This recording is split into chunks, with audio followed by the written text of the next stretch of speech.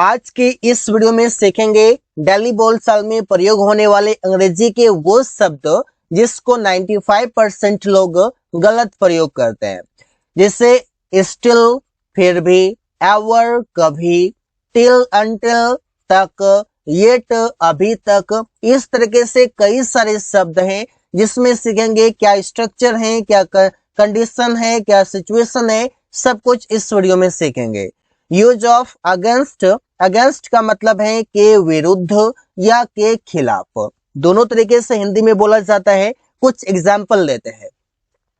वो तुम्हारे खिलाफ बात करता है, तो सेंटेंस बोलेंगे ही टॉक्स, वो बात करता है अगेंस्ट यू, तुम्हारे खिलाफ। किसी के खिलाफ आप कुछ भी करते हैं वहां पर आप इस तरीके से बोल सकते हैं। अगेंस्ट का मतलब है के विरुद्ध या के खिलाफ, और इसका प्रयोग एक प्रीपोजिशन के रूप में हुआ है। मतलब अगर स्ट्रक्चर की बात करें तो सब्जेक्ट हुआ प्रीपोजिशन ऑब्जेक्ट। मैं इसके विरुद्ध हूं, मतलब जहां पर भी आप अगेंस्ट होते हैं किसी के, इस तरीके से आप बोल सकते हैं आई एम अगेंस्ट इट, मैं इसके खिलाफ हूं। इसके मतलब किसी वस्तु के, किसी काम के खिलाफ है आप, उस तरीके से आप प्रयोग कर सकते हैं। तुम क्यों अमन के खिलाफ हो, वाई आर यू अगेंस्ट अमन। तो यहां पर आप देख सकते हैं कि अगेंस्ट के बाद कोई नाउन आ रहा है या फिर कोई प्रोनाउन आ रहा है, इस तरीके से आप इसे प्रयोग करते हैं। अमंग, अमंग का मतलब है के बीच। अब के बीच के लिए हमारे पास बिटवीन भी है, लेकिन इसका प्रयोग तब करेंगे जब दो से अधिक हो। यहाँ पर कंफ्यूज नहीं करते, कई सारे लोग इसमें गलत कर देते हैं। जहां पर अमंग प्रयोग होगा वहां पर बिटवीन कर देते हैं, लेकिन अमंग का प्रयोग वहां पर करेंगे जहां पर दो से अधिक के बीच की बात हो। तो एग्जाम्पल से समझ जाएंगे। हम लोग भीड़ में खड़े थे, हम लोग भीड़ में खड़े थे, तो यहाँ पर भीड़ हो गया। अब भीड़ में तो दो से अधिक हैं, कई सारे लोग हैं वहां पर, तो यहाँ पर भीड़ में हम अमंग भी प्रयोग नहीं करेंगे। इसके साथ एक और वर्ड है अमंगस्ट, उसका प्रयोग होगा। इससे we are standing amongst the crowd. तो अमंगस्ट का प्रयोग कब करते हैं, जब बहुत सारे लोगों के बीच की बात हो, लेकिन वहां पर निश्चित नहीं हो कितने लोग, निश्चित नहीं हो। और अमंग का प्रयोग कहां करते हैं, जहां दो से ज्यादा की बात हो। जैसे मैं अमन, सुमन और आकाश के बीच में था, यहां पर अमंग प्रयोग होगा। आई वॉज, मैं था, अमंग बीच में, अमन, सुमन एंड आकाश, ये तीनों के बीच में था। यहाँ पर देख सकते हैं कि मोर देन टू है, यहाँ पर तीन नाम है, तीनों के बीच में था, तो वहां पर अमंग आएगा। जहां पर दो के बीच की बात हो वहां पर बिटवीन आएगा। और जहां पर क्राउड आ जाए, जैसे कि जहां पर कि हम गिनती नहीं है हमारे पास कि कितने लोग हैं, तो वहां पर अधिक हो गया, और हम लोगों की बात नहीं बल्कि हम पूरे झुंड की बात करते हैं, तो वहां पर अमंगस्ट आता है। तुम लोग लोगों के बीच बैठा था, अब लोगों के बीच बैठा था, कितने लोग हैं निश्चित नहीं है, तो सेंटेंस होगा you were sitting amongst the people. Among people नहीं, अमंगस्ट द पीपल।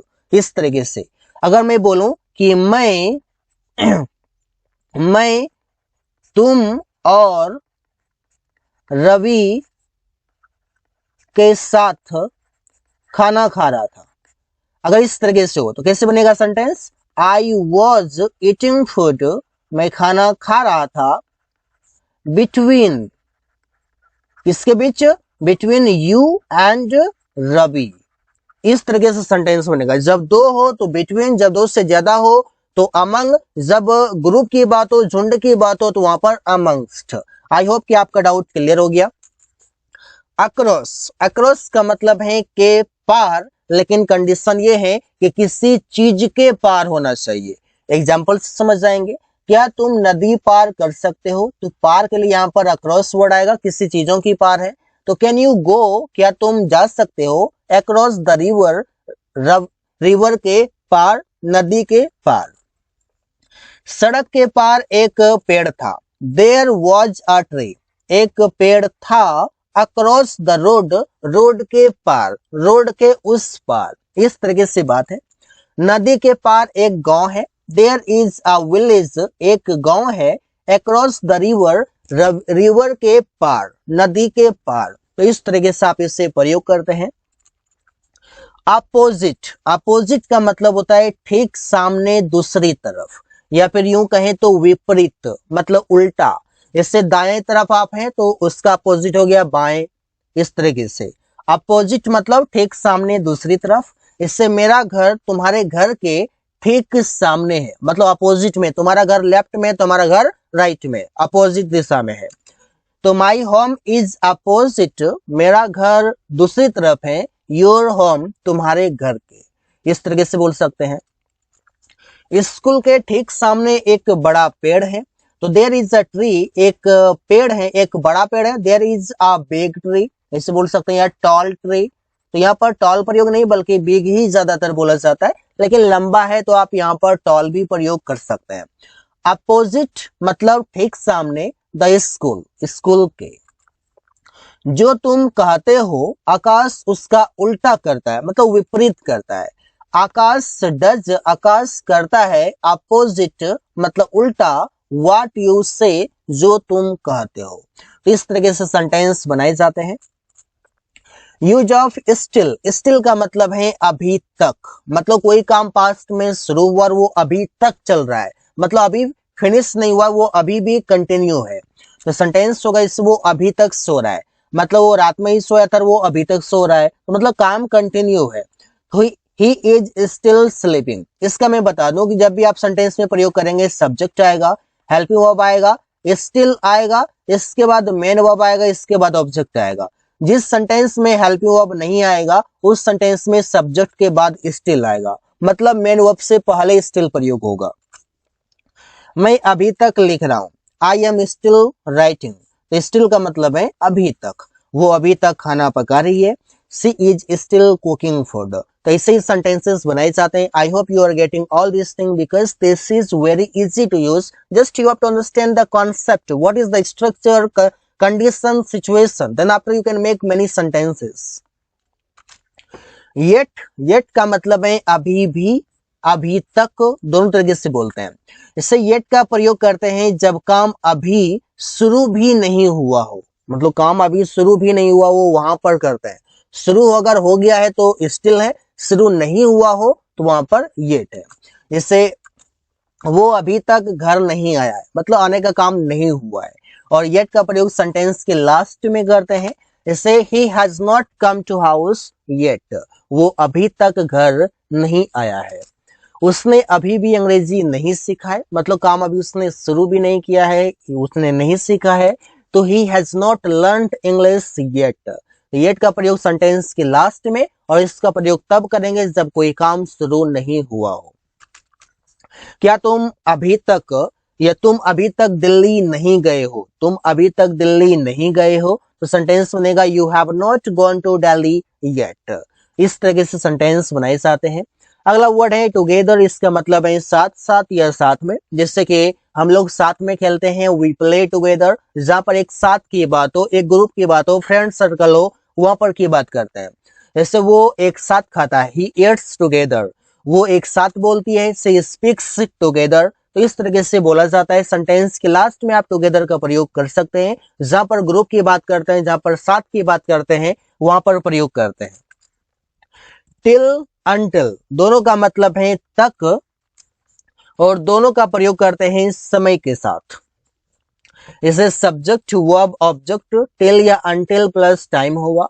यहाँ पर टिल और अनटिल जो है ये एक प्रीपोजिशन के रूप में प्रयोग होगा। जैसे कि वो 2020 तक दिल्ली में रहा, he lived in Delhi until 2020।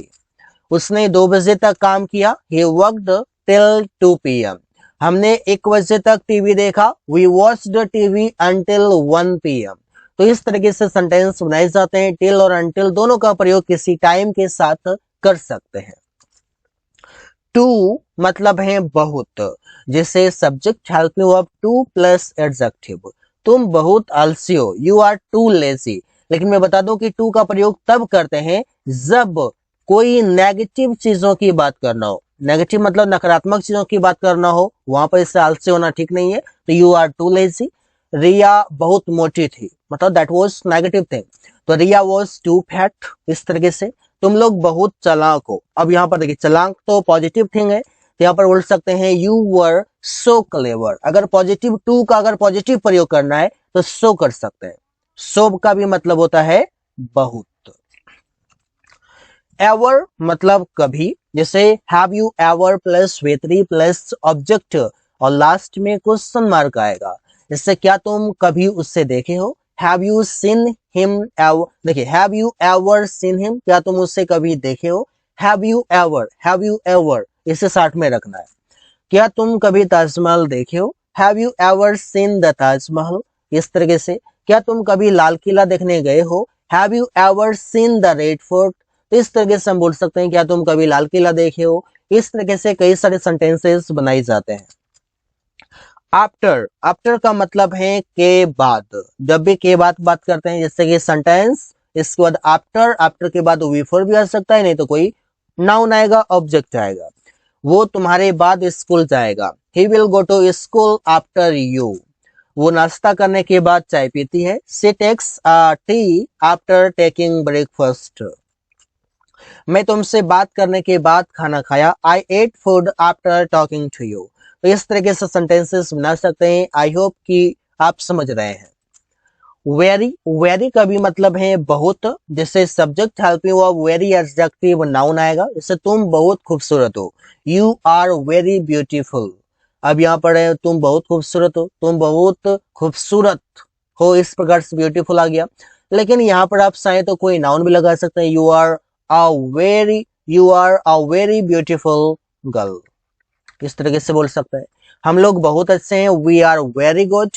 वो बहुत ईमानदार लड़का है। He is a very honest boy. तो इस तरीके से हम प्रयोग कर सकते हैं, सेंटेंसेस बना सकते हैं। अबाउट का मतलब है के बारे में, किसी टॉपिक के बारे में, किसी लोगों के बारे में, किसी चीजों के बारे में, वहां पर प्रयोग करते हैं। इस समय तुम्हारे बारे में सोच रहा था। I was thinking about you. हम लोग अपनी जिंदगी के बारे में सोच रहे हैं। We are thinking about our life. अपने समाज के बारे में सोचो। Think about your society. यहाँ पर इसका है कि ये एक सेंटेंस में प्रीपोजिशन के रूप में काम करेगा। मतलब सब्जेक्ट आएगा, वर्ब आएगा और इसके बाद अबाउट आएगा और अबाउट के बाद कोई नाउन आएगा। That means you can say object. Alone, alone का मतलब है अकेला। जैसे मैं अकेला पढ़ता हूँ। I study alone. वो अकेला बाजार जाता है। He goes to market alone. तुम अकेले इस घर में रहते हो। You live in this house alone. तो इस तरीके से प्रयोग करते हैं। So guys, thanks for watching. That's all for today.